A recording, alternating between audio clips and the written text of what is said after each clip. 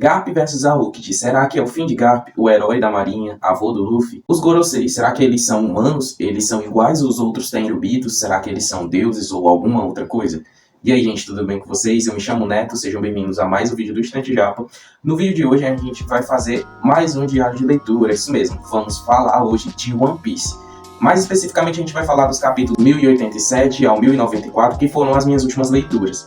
Lembrando que a ideia é que eu chegue o mais rápido possível nos capítulos semanais de One Piece, para que a gente possa ter aqui no canal um acompanhamento em tempo real, né? Toda semana ter um vídeo sobre o capítulo que foi lançado naquela semana. E aí a gente constrói uma comunidade muito massa de One Piece, em que o vídeo é só o início da conversa que continua nos comentários. A gente pode separar as histórias contidas nesses capítulos em dois principais momentos. O resgate de Koby, feito por Garp e uma equipe dele, e esse resgate vai ser feito em Hatinoso, onde Koby se encontra, a Ilha dos Piratas, aonde fica a tropa do Barba Negra. E nós temos o cerco formado pela Marinha na missão de poder abater o Dr. Vegapunk na ilha de Egghead. E esse cerco está sendo foi comandado inicialmente pela CP0, que estava sendo comandada pelo Rob Lute, e agora está sendo comandada por ninguém mais, ninguém menos que o próprio almirante Kizaru. Então vamos começar por Hatinoso.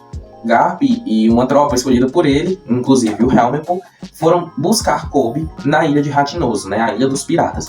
O Barba Negra em si, ele não está lá, o que já é um alívio, né, porque se trata de um Yonkou. Apesar do Tite não estar lá, nós temos dois grandes problemas, e esses dois grandes problemas são dois piratas em específico. Temos o ex-almirante da marinha Aokiji Kuzan, e nós temos também Avalo Pizarro. Sim, o Pizarro ele é um daqueles piratas que se juntou ao Barba Negra lá em Impel Down, quando ele se aproveitou de toda aquela confusão da fuga de Luffy com vários aliados, que agora não são mais tão aliados, alguns, né, como por exemplo o Crocodile. E ele entrou em Impel Down, recrutou alguns dos piores piratas que se encontravam lá, e o Pizarro estava nesse meio. O poder de Pizarro é algo assim, chega a ser bem criativo, né? Mas lembra o poder de outros personagens que já apareceram na história. Pizarro comeu a Shima Shima no Mi, a fruta da ilha. Então ele consegue juntar o corpo dele a toda uma ilha. Esse poder lembra bastante o poder da fruta do Pika, que era a fruta da rocha. A gente já chegou a ver o Pika assumir praticamente uma montanha inteira, até uma cidade inteira, mas a gente não sabe se ali era a extensão máxima do seu poder. Se for, então Pizarro é muito mais forte. Porque uma ilha pode muito bem ser maior do que toda uma cidade. Imagina um Pizarro assumindo a forma do Japão inteiro. O Japão é um país inteiro composto por várias cidades. E é uma ilha. Então, teoricamente, Pizarro conseguiria possuir essa estrutura geológica inteira. Então é um poder bastante destrutivo. Então o Garp ele está enfrentando vários piratas, só que não são nenhuma ameaça. Porém, ele é confrontado justamente pelo Aokiji. E aí começa uma luta que a gente não sabe quem é que vai sair ganhando nela. A gente é inclusive apresentado um flashback em que nós descobrimos que o Aokiji ele foi treinado pelo Garp antes de se tornar um almirante. E que por isso que o Garp meio que trata ele ainda como um moleque, enquanto ele já era almirante da marinha. Como eles já conseguiram libertar o Koby e recuperar ele, eles estão na fase de abandonar a ilha e fugir. Só que para evitar que eles fujam, Pizarro se prepara para dar um soco enorme, altamente destrutivo em todos os navios daqueles marinheiros. Garp está tentando conter a Aokiji, então ele deixa para o Koby a missão de impedir o Pizarro de destruir aqueles navios. Porém, quando ele consegue uma brechinha ali com a Aokiji, ele ainda manda um Galaxy Divide e já deixa o Pizarro meio atordoado, né? Atordoado é o mínimo. E deixa o resto com o Koby. O Helmepol ele vai limpando o caminho para o Koby poder se preparar para enfrentar o Pizarro e impedir o golpe dele de ser feito. Nós temos aí mais um flashback, né, do Koby e do Helmepol sendo treinados, o Koby naquela versão criança dele que a gente foi apresentado no começo do mangá, né, e logo em seguida temos lá o grandioso golpe do Koby, o Honest Impact.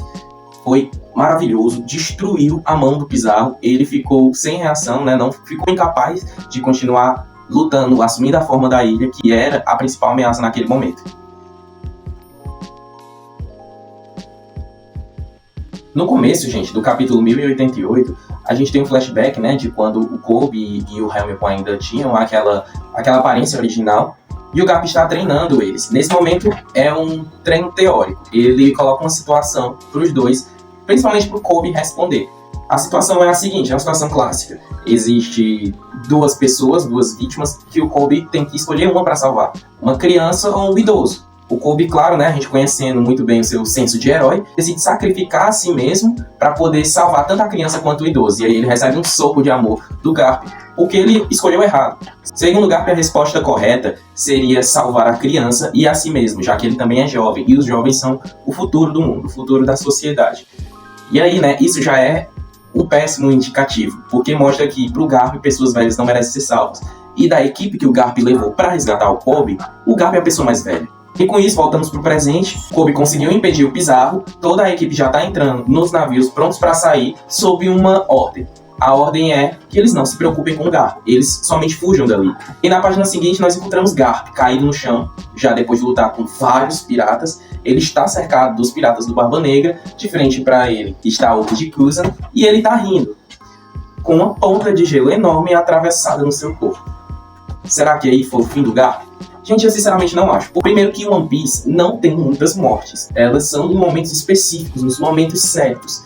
Existe toda uma preparação do clima, do contexto, para que um personagem morra. Principalmente personagens muito importantes. A gente pode ver isso com a morte do Barba Negra, por exemplo. E até com a morte da Big Mom, né? Se é que ela morreu. Agora, acontecer na última página de um capítulo, eu acho muito improvável. E principalmente porque se trata do Garp, né? Ele é o herói da marinha, ele que derrotou o Shebeck e os seus piratas quando eles tentaram pegar os Tenryubits há muitos anos atrás. Então ele tem uma importância muito grande para a história, para ele ter acabado simplesmente desse jeito. Não acho que seja o fim do Garp, acho que ainda vamos continuar vendo o Garp por aí por um tempo. Então agora para a segunda parte, Egghead. Ok, a marinha formou um cerco na ilha. A missão deles é abater o Dr. Vegapunk.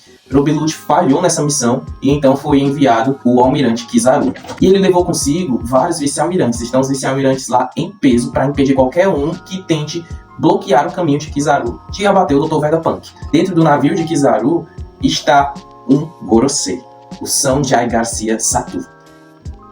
Pela primeira vez na história de One Piece, que eu lembre pelo menos, um Gorosei saiu da Terra Sagrada de Manjiwa para poder acompanhar uma missão da Marinha. Né, uma missão dada pelo governo mundial. E aí alguns detalhes que a gente vai descobrindo é que, primeiro, somente vice-almirantes para cima, né, que pessoas com essa, no mínimo, pessoas que tenham no mínimo essa patente de vice-almirante, são permitidos falarem, observarem um Gorosei. Marinheiros de patentes menores são altamente proibidos de verem um Gorosei pessoalmente. E aí a gente fica se questionando, nossa, por que será isso? Pode ser que seja pura burocracia mesmo, né? Aí uma curiosidade que eu tive é que ele tem esse prefixo são, sempre que ele é apresentado. No capítulo em que todos os Goroseis se encontram com o Rei Cobra, também a gente vê que no nome de cada um deles vem esse prefixo são. E a gente sabe que esse prefixo é usado quando você se refere a um Tenryubito. Então, será que os Goroseis são Tenryubitos? Será que eles estão acima dos Tenryubitos? Será que eles servem os Tenryubitos? A gente sabe que eles servem em Sama, mas será que eles ainda assim estão numa posição acima, abaixo dos Tenryubitos, são iguais a eles? Porque a gente vê tanto o São Saturno como os outros Goroseis se referirem a qualquer outro como humanos. E eles associam os humanos a insetos. Mas aí a gente sabe que os Tenryubitos também fazem isso. Eles se referem a qualquer outro como humano, como se eles não fossem, né? Eles realmente acham que não são. Eles acham que eles são deuses, os dragões celestiais. Só que a gente sabe que eles são, no fundo eles são humanos, só não querem aceitar. Será que essa situação se aplica aos Goroseis?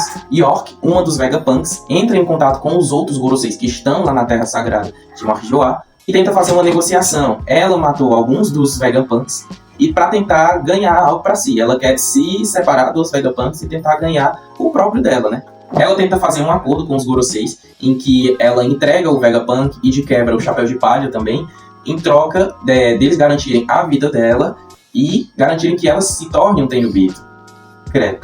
No começo, eles até falam, né, que ela é um Vegapunk. Então, se a missão é destruir os Vegapunks, ela tinha que ser destruída junto. Como ela tem uma moeda de troca, que no caso seria os outros Vegapunks, ela acaba tendo as suas condições atendidas. E aí é só depois que eles concordam com as condições dela nesse acordo que ela expõe um pequenininho detalhe. O detalhe de que ela foi capturada pelo Chapéu de Palha e já está sendo mantida refém. E aí ela pede socorro a eles. Ao desembarcar na ilha, o primeiro obstáculo que Kizaru encontra é o seu precioso sobrinho, Sentomaru. Ele enfrenta bravamente o Kizaru, ele se volta contra a marinha pela qual ele trabalhou por bastante tempo, a partir do momento que a marinha quis trair o Vegapunk, que ela recebeu a missão de matar o Dr. Vegapunk, o nosso querido cientista, mesmo depois de tudo o que ele fez para a marinha. E nós vemos que Vegapunk é muito importante para Sentomaru. Até então, quando a gente via ele se referindo ao Vegapunk em outros momentos, em Sabold, em Marineford, nós não tínhamos noção desse apego emocional que existe do Sentomaru pelo Vegapunk. E agora nós temos essa noção. Ele está disposto a morrer, porque ele sabe que enfrentar um almirante da marinha significa estar disposto a sacrificar sua vida. E ele tem essa disposição pelo Vegapunk, né? Eu comecei a desenvolver uma profunda admiração pelo Sentomaru. Ele ganhou meu respeito nesse momento aí. Só que como já era de se esperar. O Sentomaru não consegue segurar o Kizaru para sempre e ele é derrotado. Ele ainda está vivo, mas ele está profundamente ferido. Então, Kizaru consegue avançar na ilha. Ele passa pelo domo de defesa de Egghead, porque ele se torna algumas partículas de luz e depois se junta de novo no seu corpo, na parte de dentro. Para parar o Kizaru, depois de ter passado pelo Sentomaru, não tem jeito. O Luffy entra em combate com o Kizaru. E lá na sala de controle, quando o Rob Lucci descobriu que o Kizaru já tinha chegado, ele decide parar de cooperar com os Chapéus de Palha e com o Vegapunk e tenta atacar todo mundo. E aí nós temos o Zoro impedindo o Rob Lucci, o Capo ele ainda está imobilizado, e temos também o Luffy enfrentando o Almirante Kizaru. Então são dois grandes oponentes. Ele começa a enfrentar o Kizaru na sua quarta marcha, mas é claro que para enfrentar o Luffy ele usou a quinta marcha, quem dirá para enfrentar o Kizaru, né? É lógico que ele usou também. E, gente, é impagável a cara do Kizaru quando o Luffy começa a praticamente brincar com ele. Ele fica gigante, fica girando o Kizaru, jogando ele para tudo que é lado, mas é lógico que o Kizaru consegue desferir vários golpes no Luffy. Só que, gente, o nosso garoto cresceu muito rápido. Ele tá enfrentando, ele é um Yonkou agora, Luffy é um Yonkou, e ele tá enfrentando o Almirante Kizaru e não tá perdendo. Ele tá recebendo golpes, mas tá conseguindo desferir golpes no Kizaru. Isso é incrível, isso é sensacional, isso dá uma sensação boa na gente quando a gente lê essas páginas do mangá, sabe? Dá uma satisfação porque a gente acompanhou por mais de 1000 capítulos o desenvolvimento do nosso personagem, do nosso Luffy do Chapéu de Palha, até chegar nesse ponto, que é brilhante, sensacional. Voltando um pouquinho, por que era importante para a Marinha derrotar Sentomaru? Porque o Sentomaru, ele é uma das autoridades naturais dos pacifistas. E ele estava com a chave de comando dos pacifistas. Então, o Kizaru ele consegue pegar essa chave e colocar os pacifistas do lado dele, né? Mandar os pacifistas parar de atacar a Marinha. Acima do Sentomaru, somente o Vegapunk, né? Os Vegapunks têm uma autoridade maior do que ele. Então, o Sentomaru, ele tá desacordado e somente os Vegapunks vão conseguir pegar para o lado deles novamente os pacifistas. E nesse momento em que o Kizaru estava enfrentando o Sentomaru, ele desfere vários golpes e um desses golpes atinge a Jerry. E então o Vegapunk ele se sente obrigado a sair da sala de controle e ir buscar ela. Então Atlas, já que ela é um Vegapunk, ela ordena que os pacifistas voltem para o lado deles e voltem a combater a Marinha. Porém, os Vegapunks não são a maior autoridade sobre os pacifistas. Apesar deles terem construído os pacifistas, existe uma autoridade que está acima dos Vegapunks, que são os Goroseis. Como o Kizaru não está conseguindo completar a sua missão, pois ele está enfrentando o Luffy e os dois já estão extremamente exaustos, é a primeira vez em bastante tempo, e é a primeira vez no mangá, em que a gente vai ver um Gorosei pisar em terra firme. Um círculo mágico se abre no chão, ele emerge desse círculo, só que ele não está na forma que ele estava dentro do navio do Kizaru, ou como eles ficam geralmente naquela salinha deles na Terra Sagrada de Magioá. Ele está gigante, o seu corpo está modificado e ele está parecendo uma mistura de aranha com um caranguejo, sabe? E então, depois dessa chegada deles, nós finalizamos o capítulo com Bonnie chegando, desferindo um golpe de espada bem no peito de São Saturno, já naquela forma monstruosa e gigante. Gente, aconteceu muita coisa nesses capítulos, eu gostei demais, né?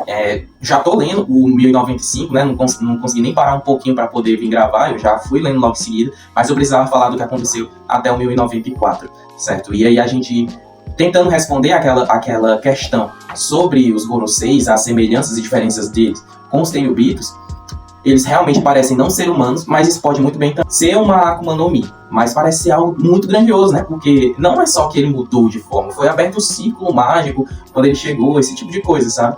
Talvez os Goroseis sejam muito mais velhos do que a gente pensa, e talvez eles sejam de uma raça que não existe mais, realmente não sejam humanos. Quando você leu esses capítulos, o que foi que você achou? Eu quero saber a opinião de vocês, certo, gente? Coloca aqui nos comentários, vamos conversar, vamos debater sobre One Piece, tá bom? Se você não é inscrito no canal, já peço que você se inscreva, assine as notificações para ficar por dentro de todos os vídeos que saírem daqui do canal. Teremos diários de leituras recorrentes de One Piece e nós vamos ter sempre, né, as apresentações de outros mangás, né? começando pelos arcos iniciais, como a gente já tem aqui, Diário de uma Apotecária, Monster, Kaiju número 8, e vamos continuar tendo muito mais. A minha lista para vídeos sobre outros mangás também já é enorme, mas vamos sim continuar tendo One Piece, ok? Então deixa um like aqui para apoiar a gente. Muito obrigado por ter assistido o vídeo até aqui e nos vemos no próximo vídeo.